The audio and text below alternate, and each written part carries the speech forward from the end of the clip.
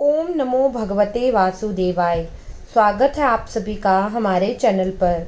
आज है बृहस्पतिवार और आज के दिन बृहस्पतिवार का व्रत करने से, कथा सुनने से सभी प्रकार की मनोकामनाएं पूर्ण होती हैं।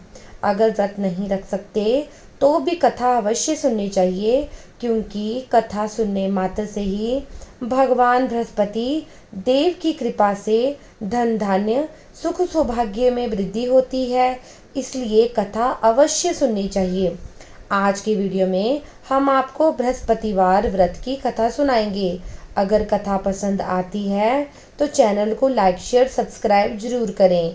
चलिए शुरू करते हैं बृहस्पति देव की कथा। प्राचीन समय की बात है। भारत में एक राजा राज्य करता था। वे बड़ा प्रतापी और दानी था। नृत्य प्रति मंदिर जाता और दान दक्षिणा करता था, जबकि उसकी पत्नी उसके विपरीत स्वभाव की थी। वह दान करने को सबसे बड़ा काम नहीं समझती थी। वह समझती थी कि घर में बहुत ज़्यादा धन है, इसका मतलब घर में उसे ज़्यादा काम करना पड़ेगा, और वो बहुत परेशान रहती थी कि उसका पूरा समय इस धन को संभालने में ही लग जाता है। एक दिन बृहस्पति देव साधु का रूप धारण करके भिक्षा मांगने के लिए रानी और दासी के घर पहुंचे। उस दिन राजा शिकार खेलने जंगल में चले गए थे। तो बृहस्पति देव ने जब रानी से भिक्षा मांगी तो रानी ने कहा कि मुझसे ये दान देने का काम नहीं होता। तो साधु महाराज कहने लगे कि भिक्षा देने से तो बड़ा पुण्य का काम कोई और नहीं हो सकता। वो कहने लगी कि इस काम को करने के लिए मेरे पति ही बहुत है, मुझसे ये कार्य नहीं होते। इसके बाद साधु महाराज कहने लगे, अगर तुम्हारे पास बहुत सारा धन है तो तुम क्यों ना इस धन का उपयोग दान पुण्य आदि कर्मों में लगाओ। अगर तुम्हारे पास अधिक धन है तो भूखे मनुष्यों को भोजन कराओ, प्याऊ लगवाओ, ब्राह्मणों को दान दो, धर्मशालाएं बनाओ, कुआं तालाब बावड़ी बाग बगीचों का निर्माण करवाओ, निर्धन लोगों की कुंवारी कन्याओं का विवाह कराओ, साथ ही यज्ञ आदि करो। इस प्रकार के अगर कर्म करोगी तो तुम्हारे कुल का नाम रोशन होगा और तुम्हारा नाम परलोक में सार्थक होगा और तुम्हें स्वर्ग की प्राप्ति होगी। परंतु रानी जो थी वो साधु की इन बातों से खुश नहीं हुई। उसने साधु से कहा, मुझे ऐसे धन की कोई आवश्यकता नहीं, ताकि जिसको रखने से मेरा पूरा समय नष्ट हो जाए और मैं लोगों को दान दूं।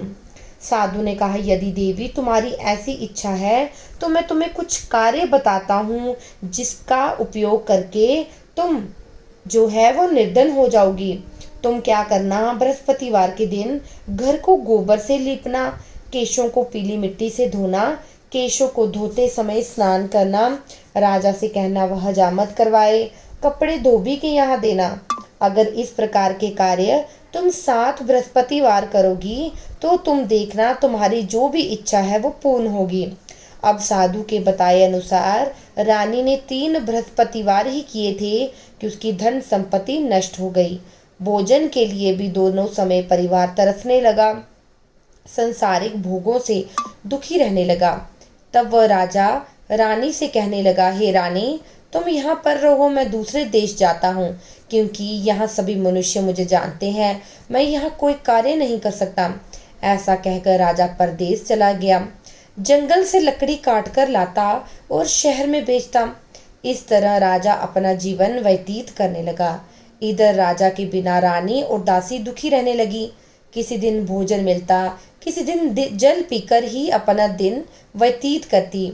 एक समय क्या हुआ कि रानी और उसकी दासी को 7 दिन बिना भोजन के हो गए थे।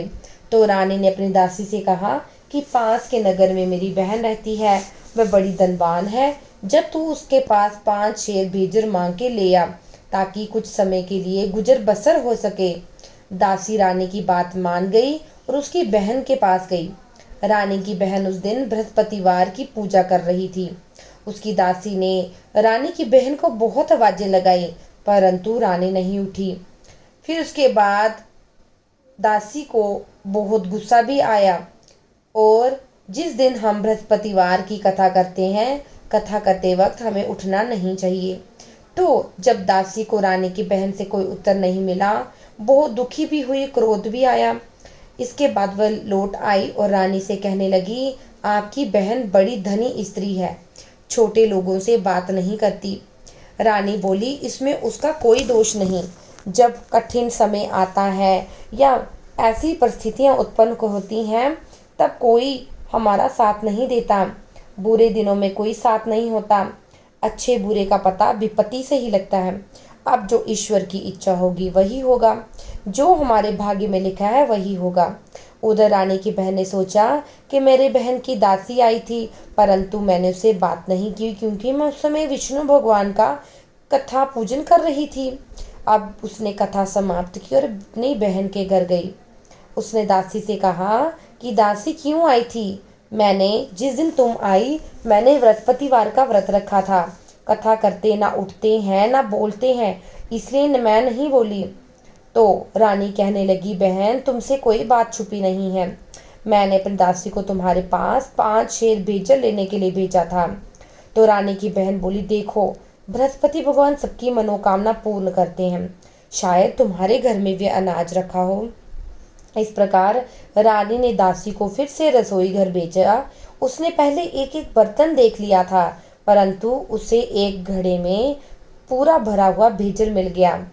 फिर इसके बाद दासी रानी से कहने लगी, रानी साहिब, हम कई दिन बिना भोजन के रह जाते हैं। अब आपकी बहन अगर हमारे घर आई है तो क्यों ना हम इनसे बृहस्पतिवार व्रत करने की विधि पूछ लें, ताकि हम भी बृहस्पतिवार का व्रत करें। तो उनकी बहन ने बताया कि बृहस्पतिवार के व्रत में चने की दाल और मुनक्का से विष्णु भगवान का केले की जड़ में पूजन करें, दीपक जलाएं और उस दिन पीला भोजन करें, कथा सुने। इस प्रकार के करने से गुरु भगवान प्रसन्न होते हैं, अन्न पुत्र धन देते हैं और सारी मनोकामनाएं पूरी करते हैं। व्रत और पूजन की विधि बताकर रानी की बहन अपने घर लौट आई। रानी और दासी ने अब अगले बार जैसे ही बृहस्पतिवार आया तो उन्होंने व्रत रखा। गुड़साल में जाकर चना गुड़ लाई और उसकी दाल से केले की जड़ विष्णु भगवान का पूजन किया। अब पीला भोजन कहाँ से आए? दोनों ने बड़ा दुखी हुई, परंतु उन्होंने व्रत किया था, इसलिए बृहस्पति देव उनसे प्रसन्न थे। वे एक साधारण व्यक्ति का वेश धार के आए और 2 थालों में सुंदर पीला भोजन परोसकर दासी को बोले, दासी ये भोजन तुम्हारे और रानी के लिए है। इस प्रकार भोजन मिलने पर दासी बड़ी प्रसन्न हुई और रानी से कहने लगी, रानी जी भोजन कर लो। रानी को भोजन के बारे में कुछ पता नहीं था, इसलिए वह दासी से बोली, जा तू ही भोजन कर, क्योंकि तू हमारी व्यर्थ में हंसी उड़ाती है। तो दासी बोली, एक व्यक्ति भोजन दे गया है। रानी कहने लगी, वो भोजन तेरे लिए दे गया है तो तू ही भोजन कर। दासी ने कहा, वो व्यक्ति हम दोनों के लिए 2 थालों में भोजन देकर गया है, इसलिए मैं और आप दोनों ही साथ भोजन करेंगी। दोनों ने गुरु भगवान को नमस्कार करके भोजन शुरू किया। इसके बाद वह प्रत्येक बृहस्पतिवार को गुरु भगवान का व्रत पूजन करने लगी। बृहस्पति देव की कृपा से उनके पास बहुत धन हो गया, परंतु रानी अब फिर पहले की तरह आलस करने लगी थी। तब दासी ने एक दिन रानी को समझाया कि देखो रानी, तुम पहले भी इसी तरह से आलस करती थी, तुम्हें धन रखने में कष्ट होता था। अब जब धन मिल गया है भगवान की कृपा से, तो तुम फिर क्यों इसे मुसीबत में डाल रही हो? इसलिए हमें दान पुण्य करना चाहिए, भूखे मनुष्यों को भोजन कराना चाहिए, प्याऊ लगाने चाहिए, ब्राह्मणों को भोजन बनाना चाहिए, कुआं तालाब बावड़ी का निर्माण करवाना चाहिए, मंदिर पाठशाला बनाकर दान देनी चाहिए, कुंवारी कन्याओं का विवाह कराना चाहिए, धन को शुभ कार्यों में खर्च करना चाहिए, ताकि तुम्हारे कुल का यश बढ़े, स्वर्ग प्राप्त हो, पितृ प्रसन्न हो। दासी की बात मानकर रानी इस प्रकार के कर्म करने शुरू कर दिए। थोड़े ही समय में उसका काफी यश फैलने लगा। एक दिन रानी और दासी आपस में विचार करने लगी कि ना जाने राजा कौन से देश में होंगे, क्योंकि उनकी तो कोई खोज खबर ही नहीं। गुरु भगवान से उन्होंने प्रार्थना की और भगवान ने रात्रि में राजा को सपने में दर्शन दिए, कहने लगे कि उठ राजा, तेरी रानी तुझे याद कर रही है, चल लौट चल अपने देश। राजा प्रातःकाल उठा और विचार करने लगा कि स्त्री जाति पहनने और खाने की साथी होती है, पर भगवान की आज्ञा मानकर अपने नगर को चलने के लिए तैयार हुआ। परदेश गया तो परदेश में उसे बड़ा दुखी रहने लगा था। प्रत्येक दिन जंगल जाता, लकड़ी काट कर लाता, शहर में बेचता और इस तरह अपना दुखी जीवन यापन बड़ी कठिनता से कर रहा था। राजा अपनी इन्हीं बातों को याद कर रहा था और याद करते करते रोने लगा।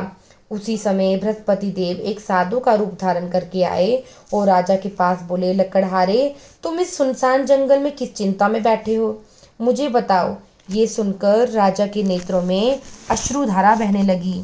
वो अपनी पूरी कथा या उनके साथ क्या क्या जीवन में हुआ संपूर्ण कहानी उन्होंने साधु को बताई।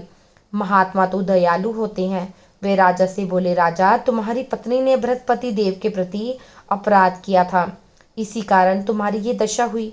अब तुम किसी प्रकार की चिंता मत करो, भगवान तुम्हें पहले से अधिक धन देंगे।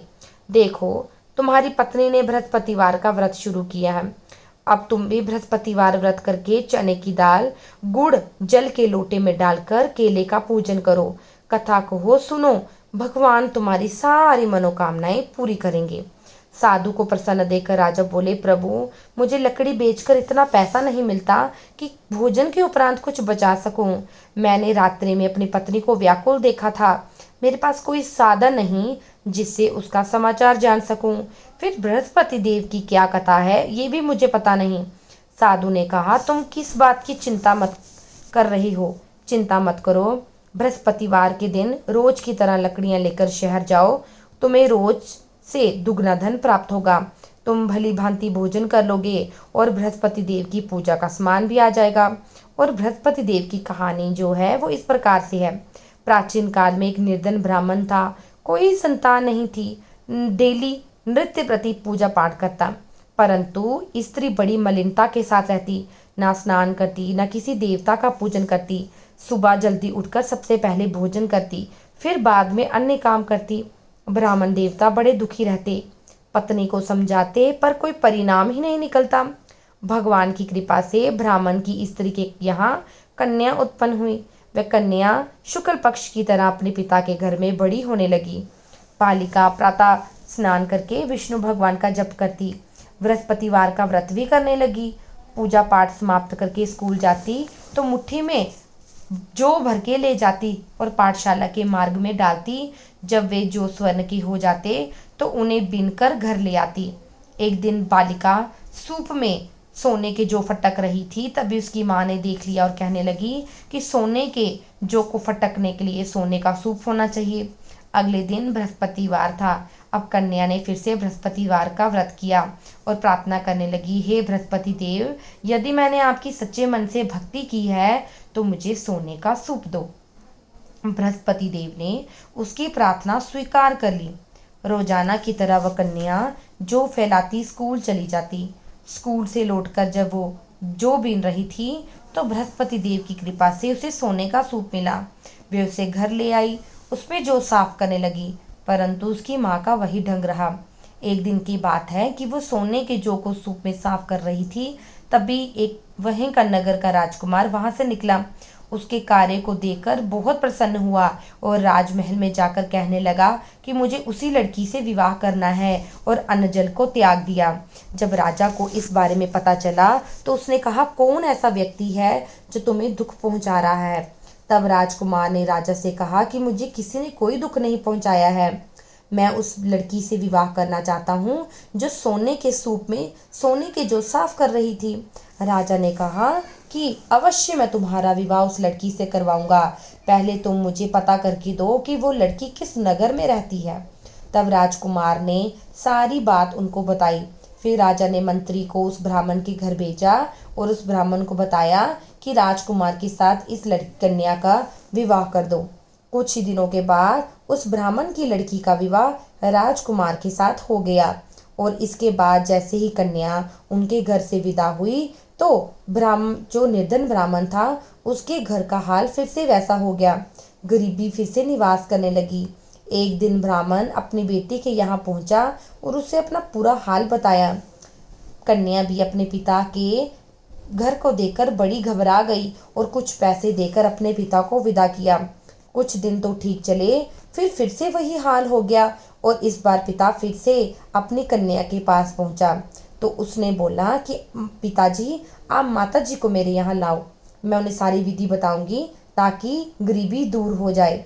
ब्राह्मण देवता अपनी स्त्री के साथ अब राजमहल वापिस आ गए, परंतु उसकी माँ फिर से वैसे करती, नहाने से पहले ही खाना खा लेती। एक दिन कन्या को बहुत गुस्सा आया और उसने अपनी माँ को कोठरी का सारा सामान निकालकर उसमें बंद कर दिया। सुबह जबरदस्ती उसका स्नान करवाया और पूजा पाठ की। जैसे ही उसने पूजा पाठ किया, उसका बुद्धि, उसका दिमाग ठीक हो गया। अब कन्या की माता पूरे दिन बृहस्पति देव की पूजा करती। अब उसका जो स्वभाव था वो अच्छा हो गया और उसकी बुद्धि जो थी वो ठीक हो गई। इसके बाद उन्होंने काफ़ी समय तक अपने जीवन को व्यतीत किया और बाद में सभी सुखों को भोगकर स्वर्ग को प्राप्त हुए।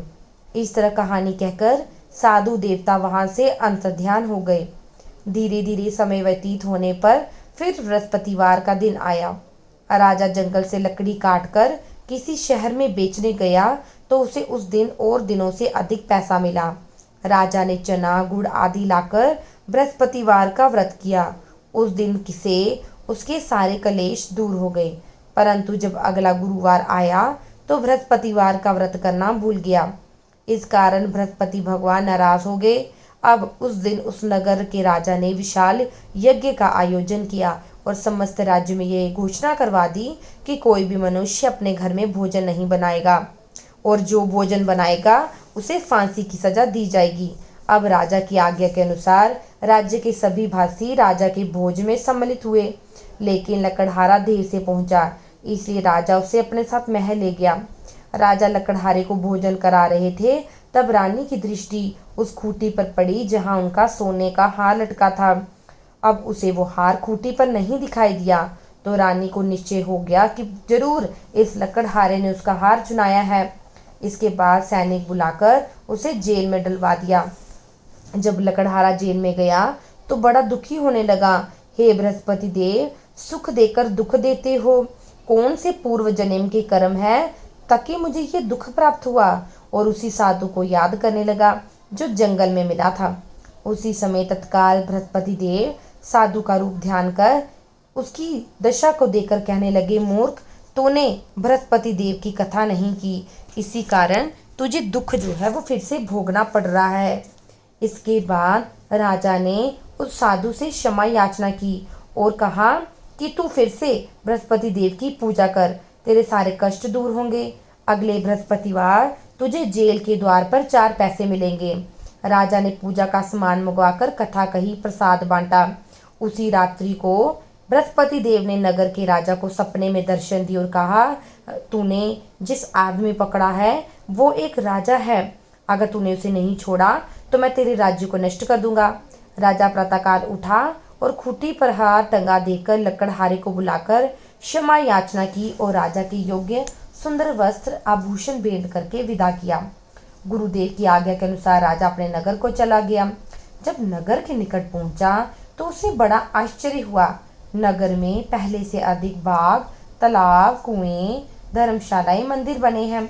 जब राजा ने पूछा ये किसका भाग धर्मशाला है, तब सब नगर के लोग कहने लगे ये रानी और दासी ने बनवाए हैं।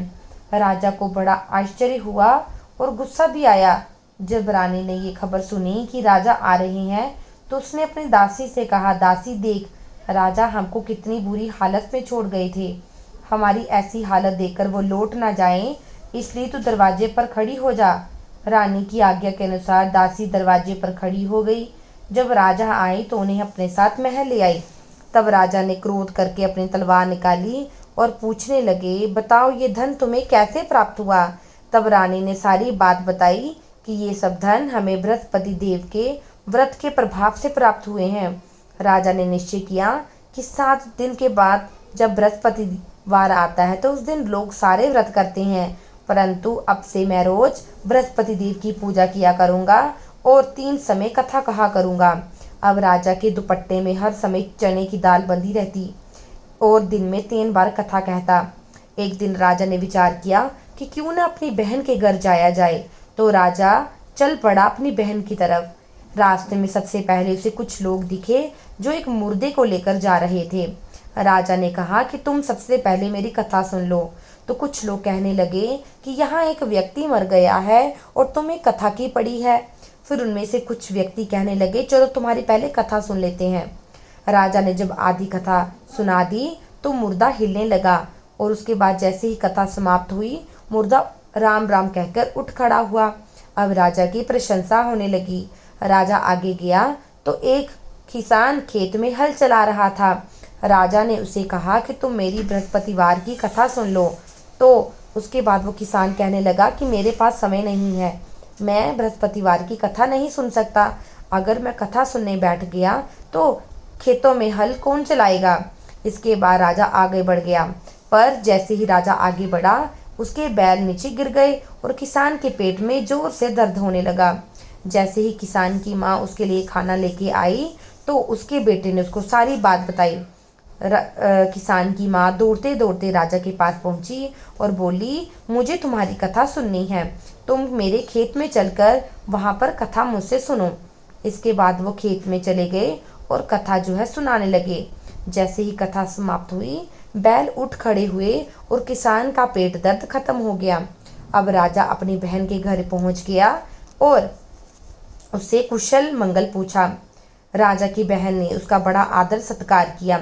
अगली सुबह जब राजा उठा तो राजा को बड़ा आश्चर्य हुआ कि सभी लोग भोजन कर रहे हैं। तो उसने अपनी बहन से पूछा कि मुझे बृहस्पतिवार व्रत की कथा करनी है। तो राजा की बहन कहने लगी कि यहाँ पर सभी लोगों ने भोजन कर लिया है, ये देश ही ऐसा है, यहाँ पर लोग भोजन पहले करते हैं, बाकी काम बाद में करते हैं। तो राजा ने कहा कि तुम्हारे नगर में कोई तो ऐसा व्यक्ति होगा जिसने खाना नहीं खाया है। तब रानी व्यक्ति ढूंढने चल पड़ी कि कोई होगा जिसने खाना नहीं खाया है। उसे एक कुम्हार दिखाई दिया जो 3 दिन से बीमार था। उसने 3 दिन से कुछ नहीं खाया था। कुम्हार से आग्रह किया कि वो बृहस्पतिवार व्रत की कथा सुने। अब राजा ने उसे बृहस्पतिवार व्रत की कथा सुनाई तो वो कुम्हार ठीक हो गया। अब राजा ने सोचा कि मैंने बड़ा समय यहाँ पर अपनी बहन के घर व्यतीत कर लिया है, चलो घर चलते हैं और तुम भी तैयार हो जाओ। तो रानी की बहन कहने लगी पहले मुझे अपनी सासू माँ से पूछने दो।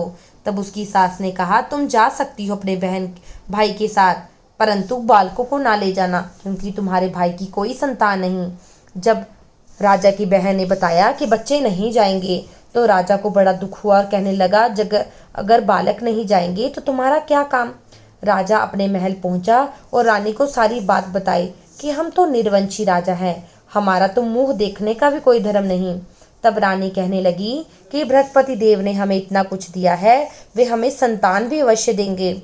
उसी दिन बृहस्पतिवार के दिन राजा को बृहस्पति देव ने सपने में दर्शन दिए और कहने लगे राजा तो क्यों इतना चिंतित हो उठा है, तेरी पत्नी गर्भवती है और खुशियां मना। उसके बाद 9 महीने के बाद रानी ने एक सुंदर बालक को जन्म दिया।